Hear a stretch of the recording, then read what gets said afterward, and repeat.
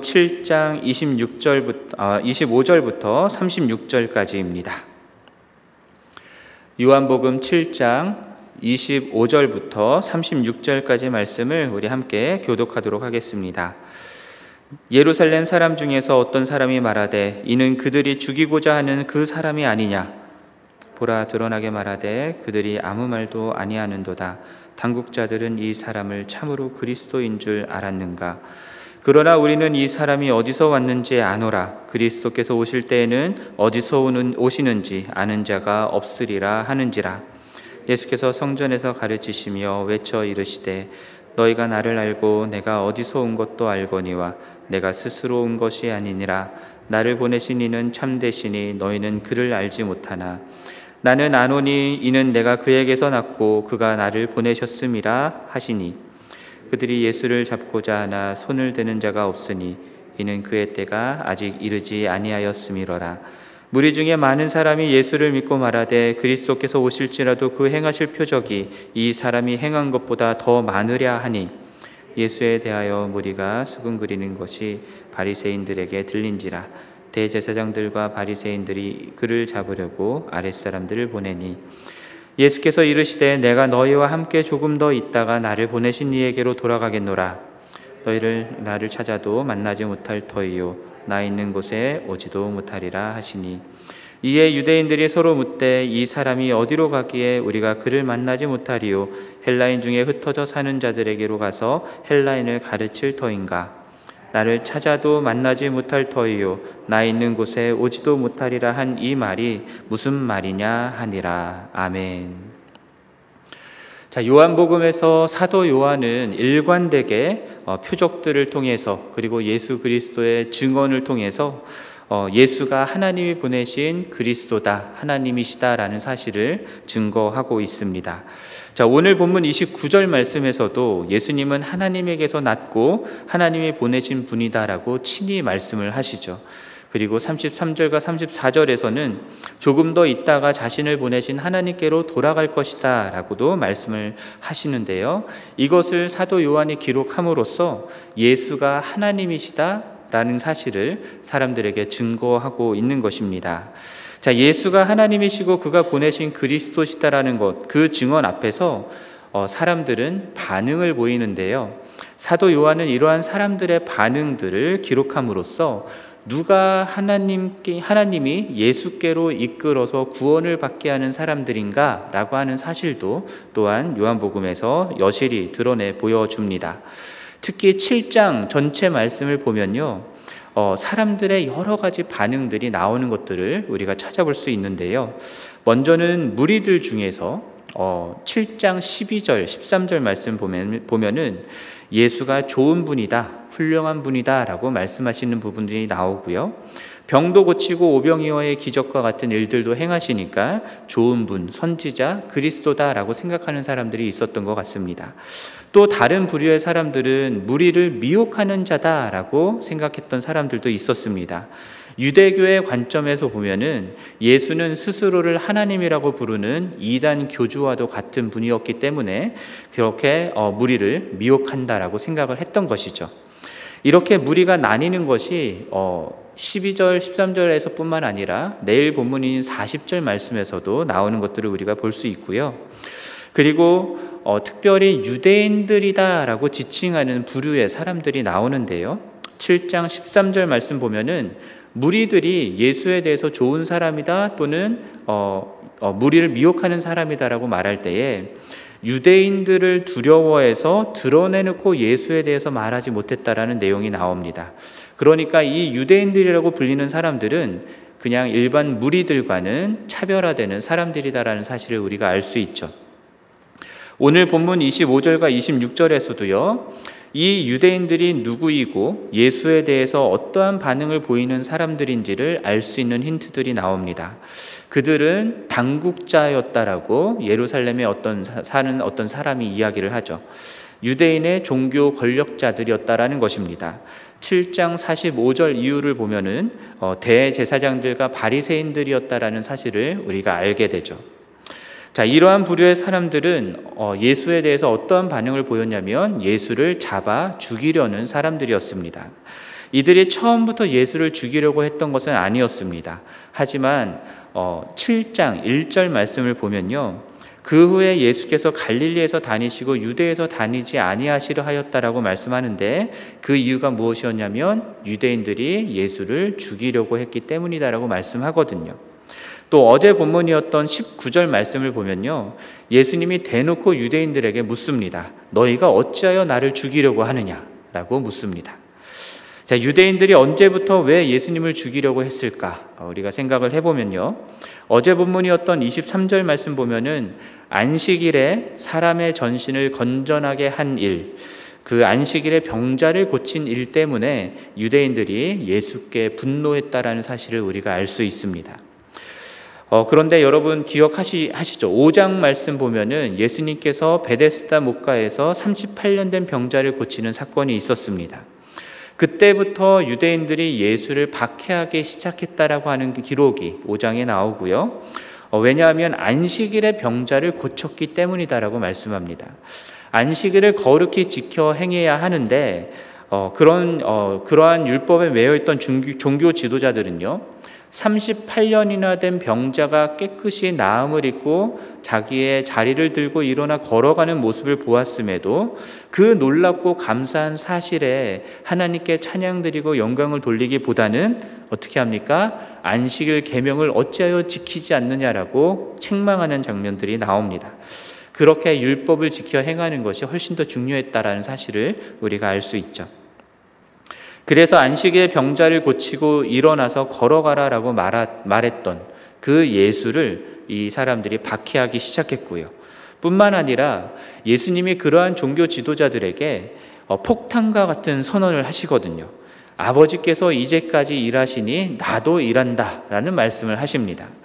그 말을 들은 유대인들은 안식일을 범할 뿐만 아니라 하나님을 자기의 아버지라고 하여서 하나님과 자신을 동등한 존재로 말하고 있는 이 예수를 신성모독이다라고 정죄하면서 그때부터 예수를 죽이려 했다라고 하는 기록이 5장에 나옵니다.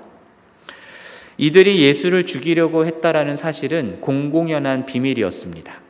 드러내놓고 사람들이 말하지는 않았지만 당국자들이 예수를 죽이려고 한다는 사실은 예루살렘에 사는 사람들이라고 한다면 모두 다 아는 사실이었습니다. 그리고 무리들 중에서도요, 예수를 미혹하는 자라고 여겼던 사람들은요, 이러한 당국자들을 지지했던 것으로 보입니다. 그래서 오늘 본문 26절 말씀을 보면요, 예수가 그렇게 성전에서 대놓고 가르치고 있는데 당국자들은 어찌해서 아무 말도 하지 않느냐라고 책망하듯 묻는 말이 나오잖아요. 더 이상 무리를 미혹하지 못하게 해야 될 책임이 있는 당국자들이 어찌해서 저 무리를 미혹하는 자가 계속해서 성전에서 가르칠 수 있게 가만히 내버려 두냐라는 것이죠. 자, 27절 말씀을 보면은 이들이 예수가 그리스도일 수가 없다라고 판단하는 근거를 제시하는 게 나옵니다. 자, 예수가 어디에서 왔는지를 알기 때문이다라고 얘기를 하는데요. 그리스도가 오실 때에는 어디서 오는지를 아는 자가 없어야 되는데 그렇다면 우리들은 그가 어디서 왔는지 알기 때문에 이 예수는 그리스도일 수 없다라고 하는 겁니다. 유대인들이 나름의 구약 성경을 근거로 그리스도는 어떠해야 하는지에 대한 생각들을 가지고 있거든요.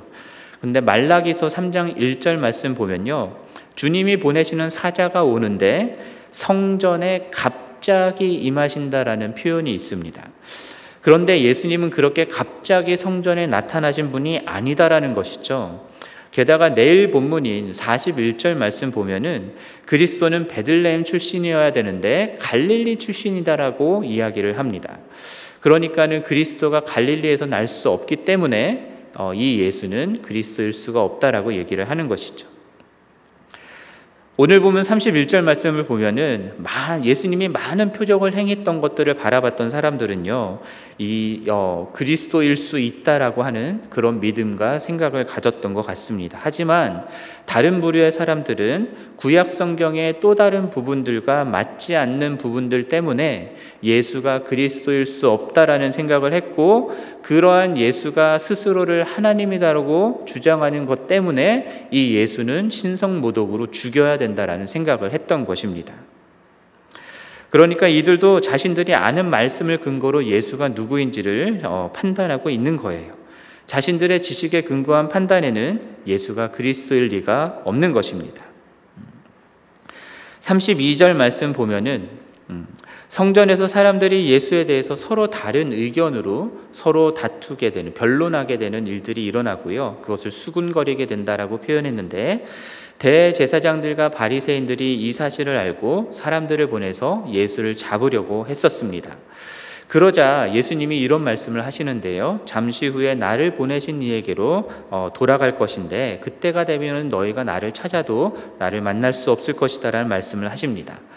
자, 우리들은 예수님께서 십자가에서 못 박혀 죽으시고 부활하신 후에 승천하실 것을 이미 알고 있기 때문에, 그것을 믿고 있기 때문에 이 말씀을 들었을 때 이 말씀 때문에 그것 때문에 이렇게 말씀하시는구나 라는 것을 생각할 수 있지만, 이 당시에 이 말을 들은 유대인들은 도대체 무슨 소리를 하는지 전혀 이해할 수가 없었을 것입니다. 그래서 35절, 36절에서 말하는 것처럼 그게 무슨 말이냐, 유대인들로서는 상종할 수 없는, 가까이 하지 않는 이방인들, 헬라인들에게 가서 그들을 가르칠 것인가 라고 하는 질문을 던지게 되는 것이죠.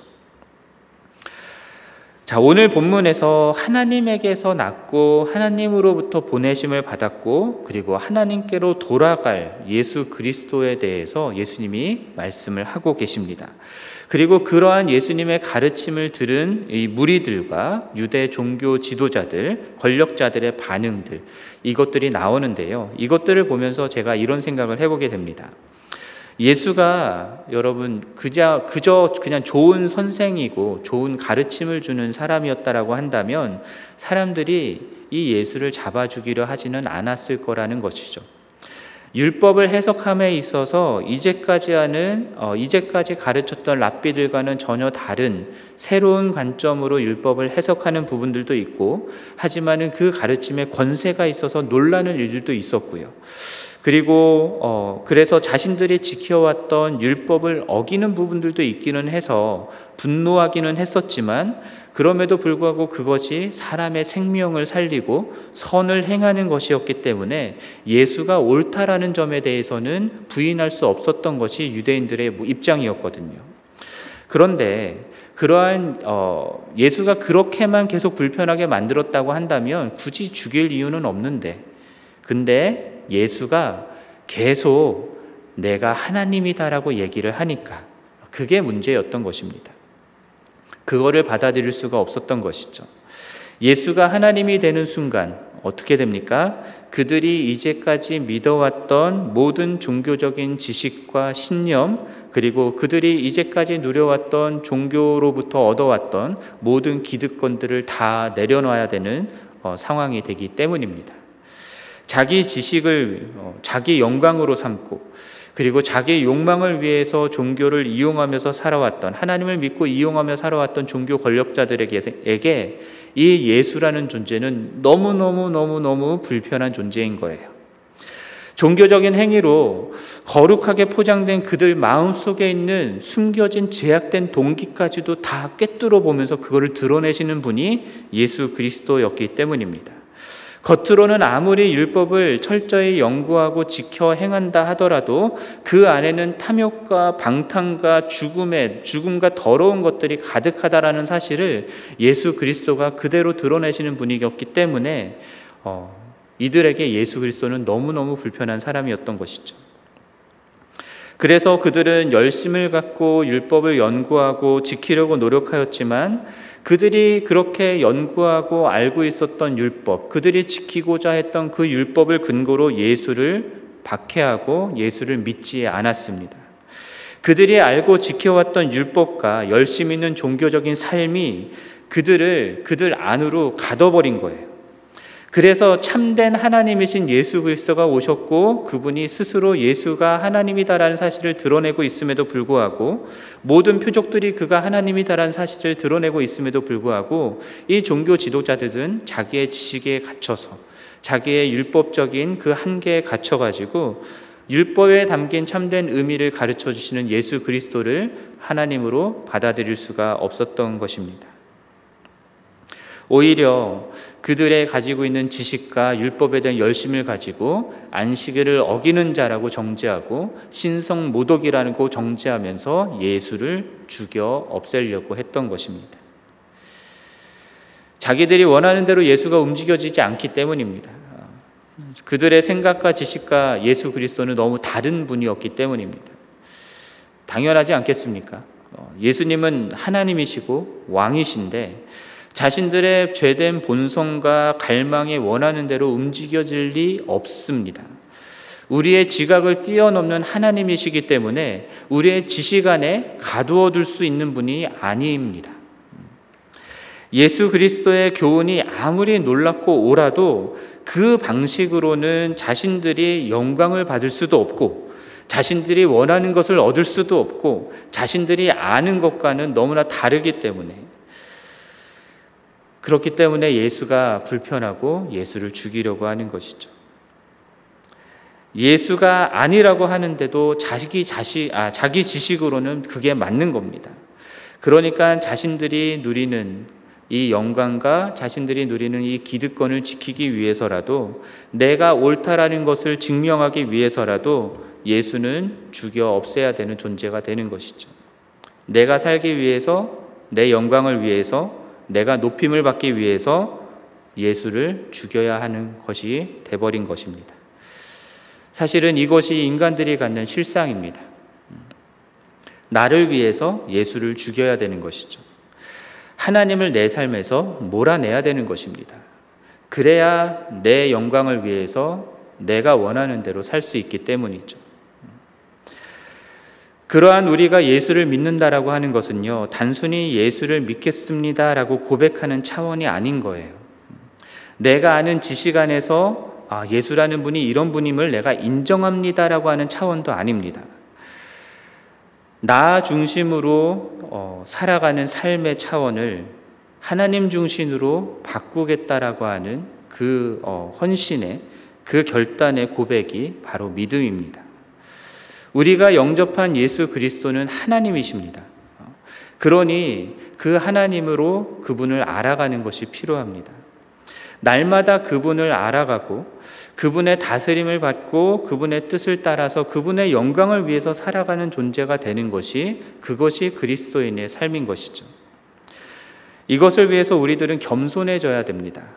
내가 성경을 아무리 많이 읽고 아무리 많이 연구하고 많은 지식을 갖고 있다고 하더라도 예수 그리스도는 하나님이시기 때문에 우리가 갖는 지식보다 훨씬 크다라는 것을 인정해야 되는 것이죠. 내가 아는 것이 다가 아닙니다. 내가 아는 것이 절대적인 것도 아닙니다. 우리는 다 모르고요, 절대적으로 옳지도 않습니다. 이것을 인정하는 겸손으로 예수 그리스도를 알아가는 것이 우리들에게 요구되는 것이죠. 그리스도를 아는 것은 사실은 우리의 지적인 능력으로 말씀을 연구하고 안다고 해서 아는 것이 아니라요, 하나님이 우리로 하여금 깨닫게 하시는 은혜를 베풀어 주시기 때문에 가능한 것입니다.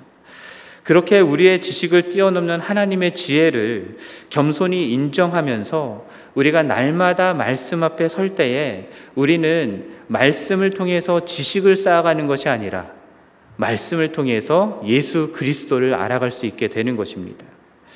그렇게 예수의 하나님 되심을 날마다 경험하면서 알아가는 것이 신앙생활이다라는 것을 잊지 않으시기를 바랍니다.